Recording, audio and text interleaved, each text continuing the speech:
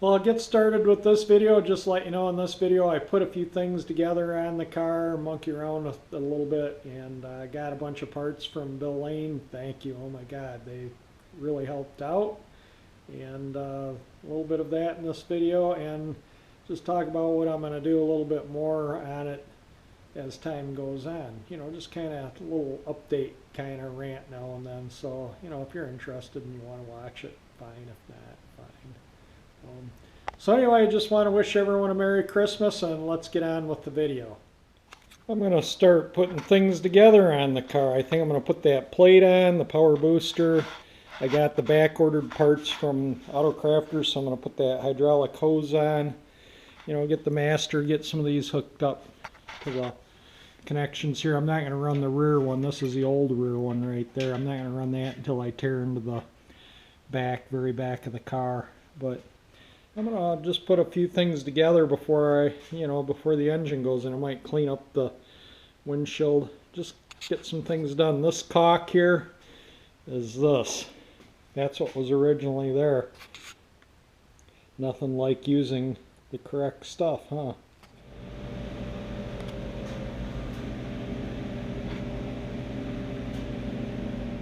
So I got that on. Next is the brake cylinder. I put the new rubber grommet down in there too that goes through the firewall. I'll show you from inside the car. Does it show up there? Anyway, it's there and it's new and everything's hooked up, functioning.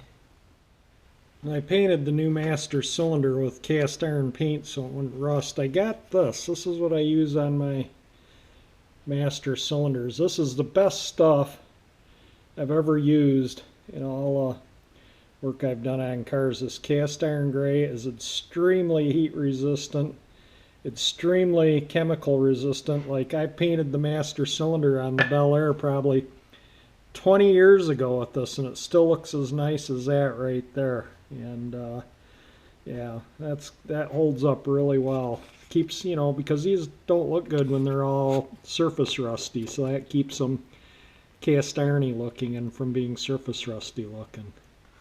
It's not blood, there's zero fluid in it. I still got, like I say, to run the rear lines, so it's dry, so I just won't push the brake pedal. And I can, you know, they tell you to bleed the master first, but that's usually because the system's already full of fluid. This system's totally dry, so I can get fluid through this when I bleed the rest of the brakes, no big deal. I usually use a vacuum pump to bleed them anyway, so I'll fill that with fluid, and then I put a hose on the bleeder and run it into a jar, and then out of the jar to a vacuum pump so that it, you know, draws the fluid through.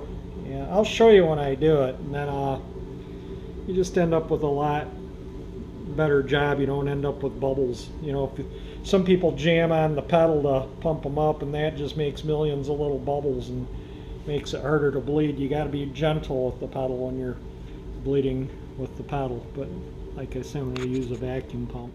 I had a couple of big packages on the porch today, and I'm going to show you what they are. They're from Bill Lane, one of my subscribers, who I sent the air conditioning unit to him, and he sent me some parts in return, and I'll show you what I got today. It's awesome. The header panel on this car, as you can see, it's got pits in it and corrosion, you know, and that would take a lot of work to get in there with the TIG welder and weld it and file it and clean it all up, make it like new again. So anyway, he lives in the Phoenix, Arizona area. How lucky, huh? Nothing corrodes. Look at that. That thing's mint. Nothing, I mean, that thing's just put a coat of paint on that and that's going to be like brand new. That is the header for the convertible top, and that's going to be nice to replace that corroded one. And I'll show you what else he sent. This piece of hood trim. Look at it. It's perfect. There isn't a pit or a mark on it. I mean, to find one of these in Michigan or anywhere in the Midwest that isn't all pitted or damaged would probably be next to impossible. The chrome's a little worn, obviously, you know, from 50 some years of use, but it's totally in perfect shape. So when I send the bumpers and the levers and trim out to be re-chromed, I think this is going to go too, and just have it. Doesn't need any work, you know. Pot metal, you got to drill the pits out, TIG weld them in an argon bubble because the stuff burns so easy. This material, it's just cheap. It's like they just threw all the garbage metal in a pot. That's why they call it pot metal, and cast these parts and then chrome plate them. And when they pit, you got to take a little drill bit with your fingers and drill all that corrosion out, and then TIG weld them in, and then file them and sand them smooth, because the chrome's only going to look as good as the surface it goes on. It's like paint on a body, and it's a lot of work. So this will look really nice. I'll show you the trim why I wanted to replace it. Does that show up? I can't. I'm just holding the camera up over the top of the car here, but yeah, it's pretty messed up. So re-chroming that would have been a chore, and you can see here how pitted this part is for the top too. So that'll be nice, you know, all under this edge here. It's gonna be nice to have that piece replaced. Bill also sent me one of these little screws that holds the 2-speed wiper motor on. When I was taking the wiper motor off, one of them snapped off. And then once I got the wiper motor out of there, I was just able to put some vice grips on it and turn the broken one out, but I lacked a screw. So he sent me one of the screws. And another thing, these are the headlight buckets to the car, and I'm going to bead blast them and repaint them and, you know, make them look like new. But the lower headlight on the right side was kind of hanging out, and this little clip, it just holds. See how that has a notch in it? That goes on the spring once the, you know, when the headlight bucket's sitting down in there. And then this, see if I can show and hold the camera at the same time. This actually broke off from, whoops, wrong way around. Get it in there yet. Anyway, this broke off. There we go. See how that goes on there like that? Sticks out there a little bit. So that catches in that groove there and holds the other side. So this little clip broke, and so that's why the headlight was hanging out on that side. If you look in my past videos when the front end was still together, this bottom right headlight was hanging out a little bit, and that's broken.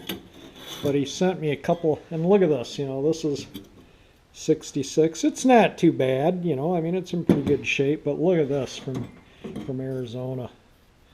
I mean, you wash those things, they'd look like brand new. Now, these are a little different type of bucket, but I think you know, they take a ring that has the screws, and I might have some of those rings, and then the spring goes into that hole where it's a longer spring, which he sent. So I could use one of these if I have to. That's not an issue. But I think I'm going to try and just take my welder and just try and tack that back on there and bead blast this and reuse it. We'll see. But I can use these if need be.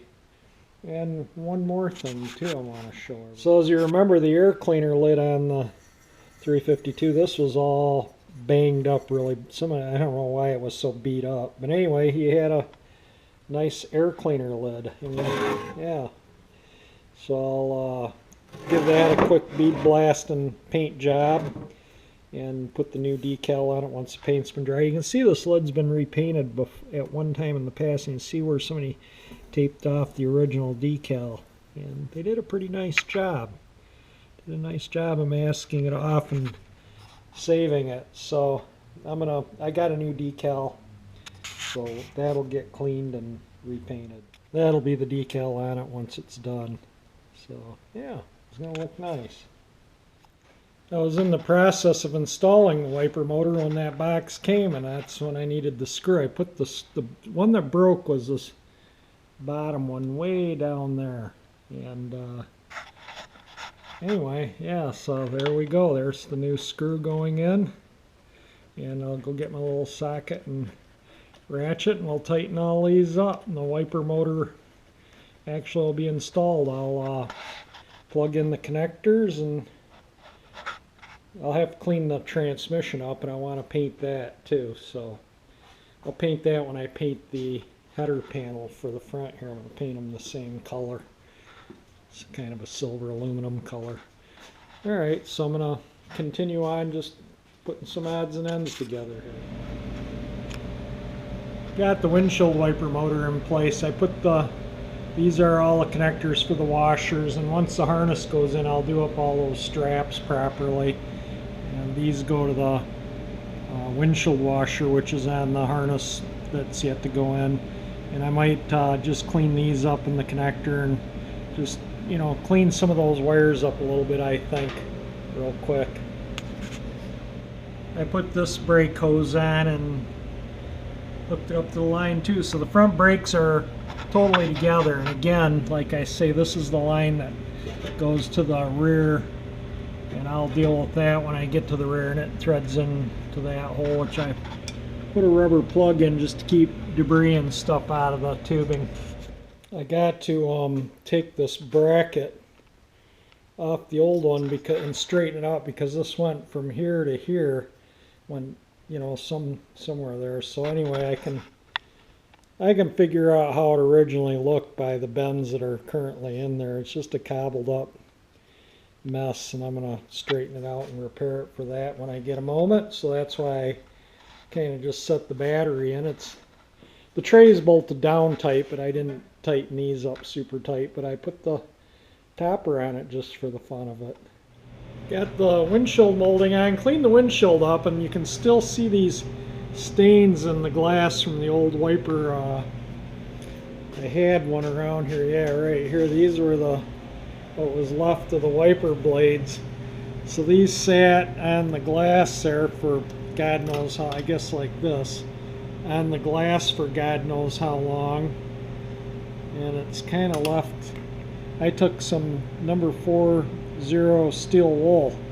I took a razor blade and I worked it for a while, and it just doesn't come out. So the wiper, you know, sits there, so it won't really be noticeable, so I'm not going to worry about it. The other side is fine, just this side. So that's just going to have to be the way it is. Some of the originality of the age of the car. And the trim's on, it looks pretty good. Just kind of throwing things together to get ready to put the engine and trans in to make up some room in here. I think right after the holiday I'm going to put the engine and transmission back in. I got it tomorrow morning. I'm going to have a little bit of time, so I might clean up the cross member and paint it. And then right after Christmas thereabouts, within a day or two, maybe I'll start putting it back. You know, I want to talk about painting too. I think some of you might be interested in what I do when I paint, so we'll talk about that in a minute or so too. So when it comes to the paint, yeah, I like the color a lot. I'm really couldn't be happier with it. I painted that old Chevy pickup I restored with its original metallic olive green, and that was an expensive paint because of all the gold metal flake it had in it. And that metal flake makes it a little harder to spray. You know, most paints you can you know, just take your gun and shoot down the length and back, and you don't want to do this. You want to go right off the panel, holding the gun straight on, just like you do the full length of the panel. And with metallics, you got to be really good, because otherwise you get stripes from light and heavy metallic. Like, you don't want to paint here and then think, oh, I'll overlap it, and then you end up with a stripe of heavier metallic. Or you think, oh, I can spray here, and then you end up with an area of lighter metallic. So you really got to kind of get your sprays just right to get the metallic even. And what I like to do is I call it mow the lawn. So I'll spray the door this way if it's on the car, and then I'll turn my spray pattern this way, and I'll do it going up and down. And that gives it a little more uniform finish. So I might put a lighter, my first coat, instead of a normal first coat, might be a lighter one going this way at the full door, and then going this way the full door as a lighter one to equal, so both passes equal like the first pass. You just get a little better, you get less metallic striping, or I don't know what you would call it. But metallics, generally the more metallic they are, the harder they are to spray. And this color on this car has a ton of metallic in it. It's really, I wish this camera could show the true beauty of that color. I love it. I couldn't be happier. I mean, it's just amazing. It's going to be one cool car. How often do you see a car like that color? You know, most people paint them red or white or black or yellow or blue. How often do you see a metallic green convertible? This thing's going to be awesome.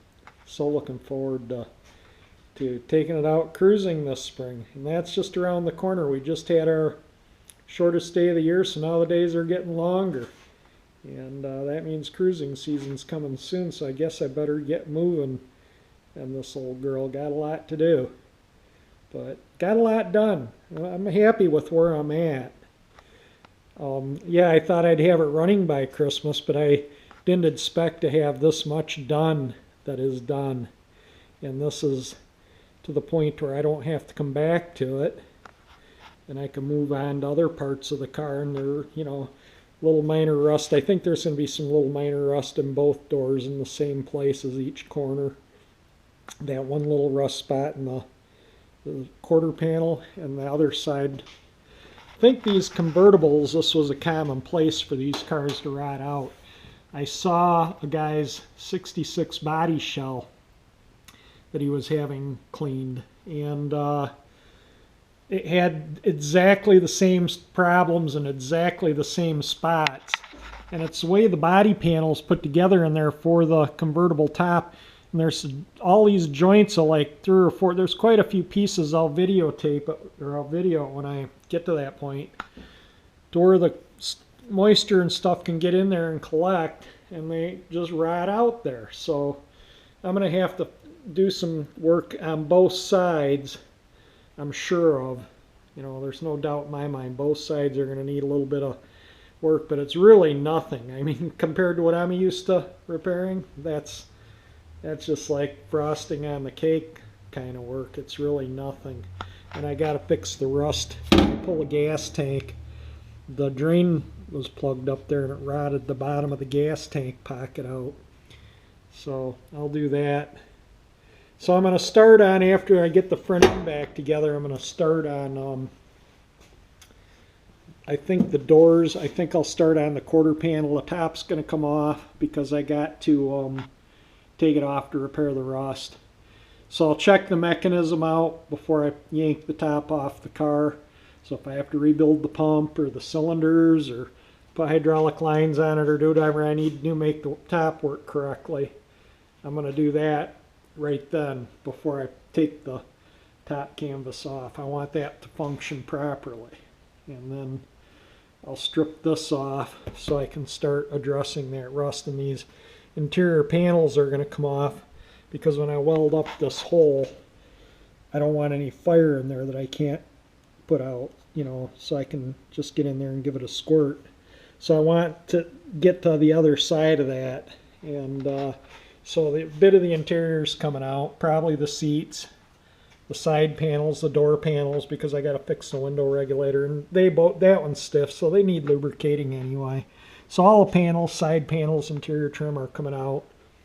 Seats are coming out, and maybe even the carpet, we'll see. And the dash is coming out because I'm going to send it out and get it redone. It's about $900 for both pieces to get them done. So I think I'm going to get on that right after the holidays too, because that may take a while. And I want to get it done. So I'm just kind of rambling here what's going on, what I'm doing, how I'm doing things, you know. If it's, you can always click ahead, I guess. But that's all I'm going to do today. And just came out here, just got back from taking care of some business, and I thought, well, I'm just going to come out here and just look at the car and decide what I'm going to do. So I came out here with no intentions of working on it, but I'll probably do something, knowing in me. And but I just thought I wanted to share with everybody and my dad watches my videos, kind of what's going on and how I'm going to do things. There's the rust here. And you can see the other panel. It's like a channel down in there. And that's what the top all goes in. And then there's a joint in the, this is one panel, this is another panel. There's a panel under here, which is a couple of panels. I think it goes around. I think there's a joint somewhere around in here on both sides. They're the same, they're just mirror images. And so it's going to have the same issues on both sides. So I'm just going to, if it's here, it's going to be there. There's no getting around it. It's just the way these cars were, you know, that's just the nature of manufacturing. Doesn't matter what brand of car, they all have their quirky little areas that they have their issues. And you just got to know what they are on the different cars. Do a little research, you know, if you're looking for a particular project car. Do a little research on the internet to see what the prone failures on those cars are. And then you can check those areas out the most. Give them the most of your attention when looking over the car. Generally, if they are good, that will be a reflection. The rest of the car will be all right. So on this car, everything I was reading about says these frame boxes rot out. That's where the rail goes. It goes through a box and it continues on right just inside the rocker panel almost. And so they're on the front and rear. And I got in there with that little light I got with the, you know, on the extension wire. And I could see in them. And they looked solid and they felt solid. And I tapped them and really didn't see any issues. And the undercarriage looked solid. So I thought, yeah, okay. They're solid. I'm interested in the car.